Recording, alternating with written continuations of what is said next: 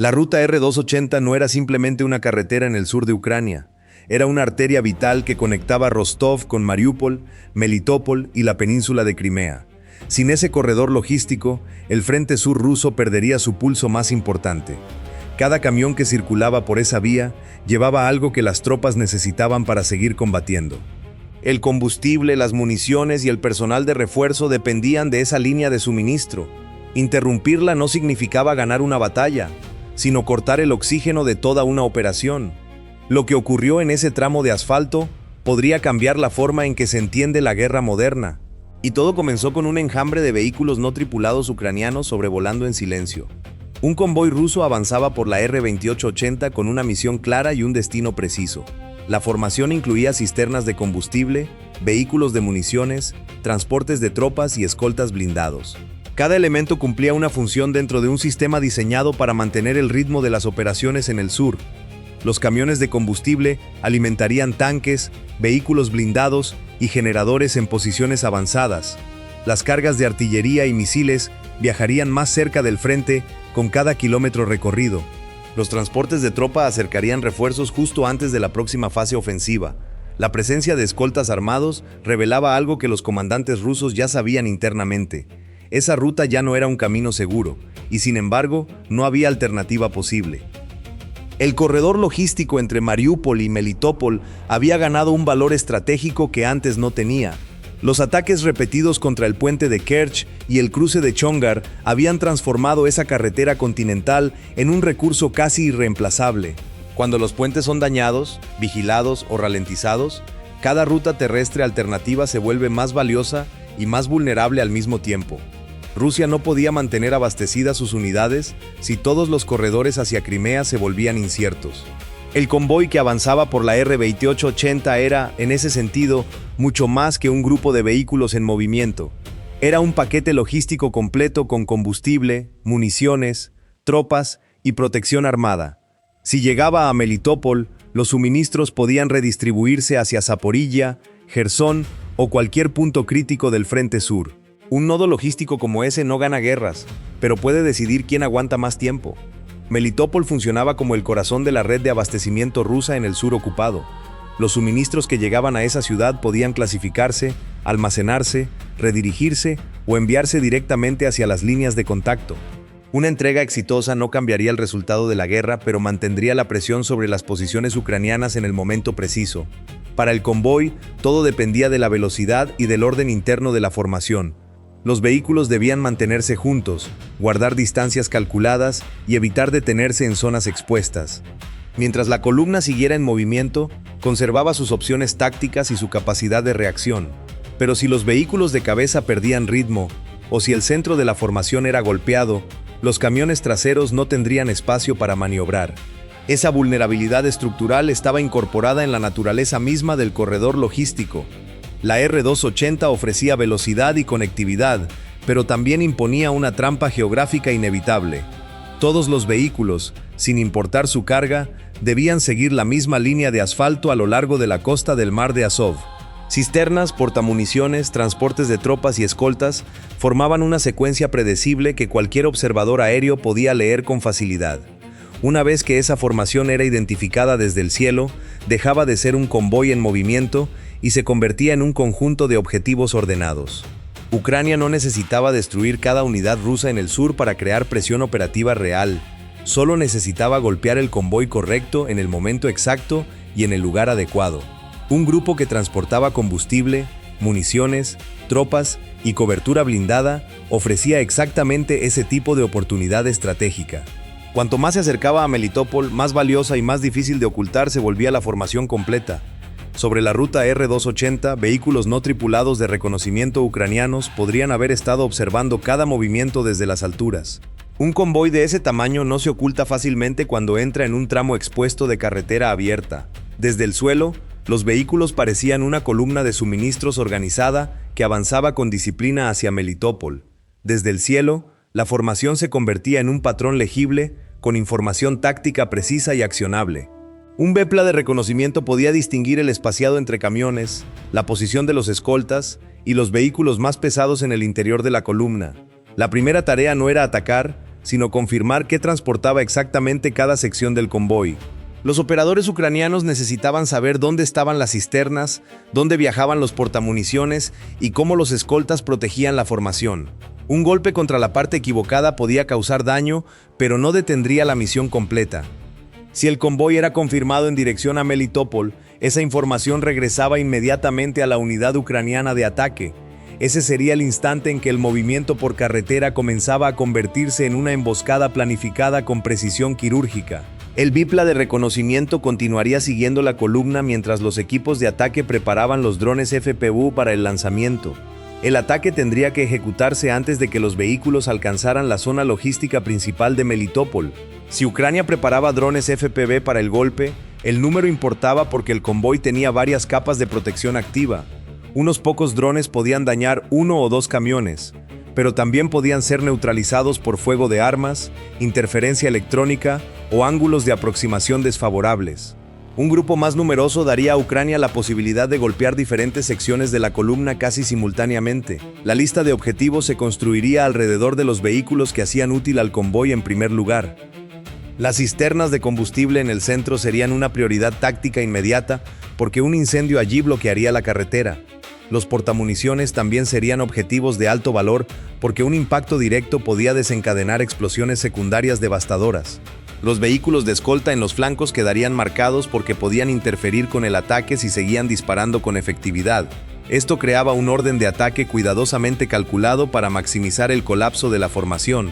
Algunos drones FPV podrían usarse para atraer la atención rusa y forzar a los escoltas a reaccionar de manera prematura. Otros se aproximarían desde ángulos más bajos, esperando el momento en que el convoy ya estuviera ajustando su defensa ante la primera amenaza. El objetivo no era simplemente lanzar todos los drones a la vez sin coordinación táctica. Era hacer que la defensa mirara en demasiadas direcciones mientras los FPV más importantes avanzaban hacia las cisternas. ¿Fue esto una emboscada aislada o el inicio de algo más sistemático y deliberado? La ruta R-280 ya no era solo una carretera de suministros en el sur de Ucrania. Se estaba convirtiendo en una zona de caza donde cada camión de combustible podía transformarse en un objetivo antes de acercarse siquiera al frente de combate. Ucrania parecía estar reescribiendo las reglas del Teatro Sur sin disparar un solo proyectil de artillería convencional. En lugar de atacar únicamente trincheras o tanques cerca de la línea de contacto, Kiev intentaba convertir las rutas traseras en zonas de combate permanentes y peligrosas. Un transportista de combustible que avanzaba por la R-2880 ya enfrentaba el mismo riesgo que una unidad blindada en primera línea. Si esa lógica se sostenía, el camino hacia Crimea podría estar transformándose en una trampa tendida desde el cielo. La pregunta que quedaba abierta era si Rusia podía seguir usando ese corredor sin pagar un precio insostenible, y la respuesta dependería de lo que ocurriera en los próximos kilómetros de asfalto. La respuesta rusa no tardó en activarse cuando los sistemas de guerra electrónica detectaron señales inusuales cerca del corredor logístico. Los equipos de interferencia comenzaron a buscar el origen de las transmisiones de control que guiaban los drones ucranianos hacia la columna. Su primer objetivo era claro y urgente: cortar el vínculo entre los operadores y los vehículos no tripulados en vuelo. Si la señal de video se interrumpía, los pilotos de FPV perdían visibilidad sobre sus objetivos en fracciones de segundo. Si el canal de control fallaba por completo, los drones podían desviarse, estrellarse o simplemente perder el rastro del convoy. Al mismo tiempo, los equipos rusos intentaban localizar físicamente a los operadores ucranianos en el terreno. Cada pulso de radio emitido desde una posición de control era una pista que podía traducirse en coordenadas de artillería. La guerra electrónica no destruía drones directamente, pero podía desarmar la inteligencia que los hacía letales. Esa era la parte más peligrosa para los equipos ucranianos, que guiaban los FPV desde posiciones encubiertas en el terreno. Los operadores no solo dirigían drones contra el convoy, sino que también emitían señales que podían delatar su ubicación exacta. Un vehículo aéreo ruso de reconocimiento, posiblemente un Orlan 10, podría haber estado escaneando la zona en busca de anomalías térmicas o de radiofrecuencia. Una antena mal disimulada junto a una línea de árboles era suficiente para atraer fuego de corrección. Un vehículo aparcado demasiado cerca de la carretera o el calor de un equipo electrónico podían convertirse en una sentencia. Si la zona era considerada sospechosa, la artillería rusa podía comenzar a disparar sin esperar confirmación definitiva del objetivo. Eso cambiaba la naturaleza del enfrentamiento de manera radical e inmediata. Ucrania cazaba el convoy, pero Rusia cazaba a quienes lo cazaban desde el suelo. Para sobrevivir a esa presión, los equipos ucranianos podrían haber distribuido el control entre múltiples posiciones móviles y coordinadas. Un equipo guiaba a los FPV durante la aproximación inicial, mientras otro permanecía en silencio de emisiones para no ser detectado. Si la primera posición quedaba expuesta al fuego de artillería, un segundo equipo tomaba el control sin interrumpir el ataque en curso.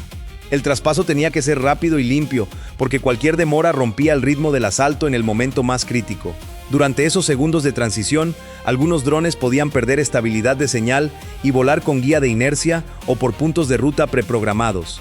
Las imágenes de sus cámaras podían congelarse, degradarse o temblar, mientras la guerra electrónica interfería con la conexión activa. Los operadores no tenían el lujo de una pantalla perfecta ni de un entorno de trabajo tranquilo y seguro. Combatían a través del ruido, la presión y el tiempo que se agotaba con cada segundo transcurrido. Mientras los equipos ucranianos mantenían el ataque vivo, los FPV comenzaban su aproximación final desde varias direcciones simultáneas. Un grupo entraba bajo el horizonte visual, pegado al terreno, usando la vegetación y el polvo como pantalla natural de aproximación. Otro grupo se dirigía hacia la retaguardia del convoy, obligando a los escoltas a dividir su atención entre amenazas frontales y traseras. Un tercer grupo buscaba ángulos difíciles, aprovechando el cielo brillante o la cobertura de nubes bajas para complicar la detección visual. Desde el interior de un vehículo blindado, el campo de visión era estrecho, fragmentado y lleno de puntos ciegos inevitables.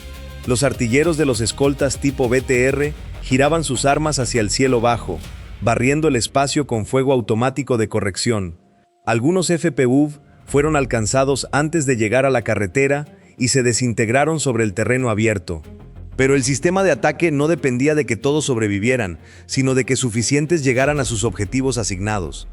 El problema real para los escoltas rusos no era la velocidad de los drones, sino la geometría del ataque que los envolvía. Un artillero podía seguir un FPV y destruirlo si venía desde una sola dirección predecible, pero cuando múltiples drones aparecían desde ángulos distintos en intervalos calculados, la defensa tenía que elegir y esa elección tenía un costo. Cada segundo dedicado a girar hacia una amenaza era un segundo que otra amenaza usaba para cerrar distancias sin oposición. La propia geometría del convoy hacía la defensa más difícil porque los escoltas no podían disparar libremente sin arriesgar sus propios camiones. Si un vehículo blindado se alejaba de la formación para ganar ángulo de disparo, dejaba un hueco en la protección lateral. Si se quedaba demasiado cerca, su sector de fuego quedaba bloqueado por los mismos vehículos que debía proteger. Los operadores ucranianos conocían esa geometría y la explotaban con cada decisión de aproximación. Cuando los primeros FPV alcanzaron las cisternas de combustible en el centro de la columna, la carretera comenzó a transformarse en cuestión de segundos. Las cisternas no necesitaban una explosión masiva para generar caos, porque el combustible derramado hacía el resto con rapidez brutal. El fuego se extendió sobre el asfalto y el humo negro comenzó a tapar la visibilidad de los conductores que seguían avanzando detrás. La parte delantera del convoy continuó moviéndose hacia adelante, mientras el centro ardía y el fondo se detenía sin saber qué hacer. Esa separación en tres secciones desconectadas era exactamente la trampa estructural que la R-280 llevaba incorporada desde el principio. Los escoltas seguían disparando, pero el humo les quitaba los ángulos y el fuego les quitaba el espacio de maniobra. Algunos vehículos intentaron rodear las cisternas ardiendo virando hacia el arcén de la carretera, pero los camiones pesados y los blindados no se comportan bien cuando abandonan el asfalto preparado bajo presión de combate. Los FPV que seguían en el aire buscaron entonces los portamuniciones y los vehículos de escolta que aún podían reaccionar con efectividad. Un impacto directo en la zona de carga de un portamuniciones desencadenó la primera explosión secundaria con una fuerza que nadie en la formación esperaba en ese instante. Las detonaciones en cadena lanzaron fragmentos sobre un radio amplio y los conductores cercanos tuvieron que elegir entre tres opciones igualmente malas. Detenerse era quedar atrapado, avanzar era entrar en el fuego, abandonar la carretera era arriesgarse a quedar inmovilizado en terreno blando sin cobertura posible. El convoy dejó de ser una columna organizada y se fragmentó en grupos de vehículos aislados que enfrentaban su propia crisis particular. Algunos quedaron atrapados detrás de las cisternas ardiendo sin posibilidad de avanzar ni retroceder con seguridad. Otros intentaron alejarse del núcleo de explosiones sin saber si más FPV seguían en el aire buscando objetivos. La formación que había salido de Mariúpol como un sistema coordinado se había convertido en una línea rota de metal en llamas. Por encima de la escena, los Vepla de reconocimiento ucranianos continuaban registrando cada detalle del colapso con frialdad analítica. Su función había cambiado. Ya no buscaban objetivos para atacar, sino que documentaban cuáles habían sido destruidos y cuáles intentaban escapar todavía. El combustible no llegaría a Melitopol según el horario planificado por los comandantes rusos. Las municiones no avanzarían hacia el frente en el momento en que las unidades de artillería las necesitaban con urgencia.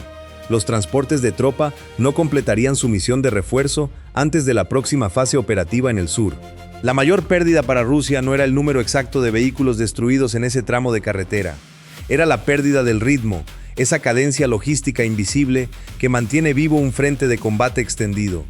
Los restos del convoy bloqueaban la R-2880 y convertían el corredor en un obstáculo para las siguientes columnas que intentaran usar esa ruta. Una carretera diseñada para acelerar el movimiento ruso se había convertido en su propio cuello de botella ardiendo bajo el sol del sur. Lo que ocurrió en ese tramo de la R-2880 revelaba algo más profundo que una emboscada táctica exitosa contra un convoy de suministros. Ucrania no necesitaba ganar cada batalla en la línea de contacto si podía romper el sistema que alimentaba esas batallas desde la retaguardia. Los camiones de combustible, los portamuniciones y los transportes de tropas se habían convertido en objetivos tan prioritarios como cualquier posición blindada en el frente. Si ese patrón se repetía a lo largo de los corredores hacia Crimea, Rusia tendría que dispersar sus convoyes, usar rutas secundarias más lentas y desviar recursos de defensa aérea hacia misiones logísticas.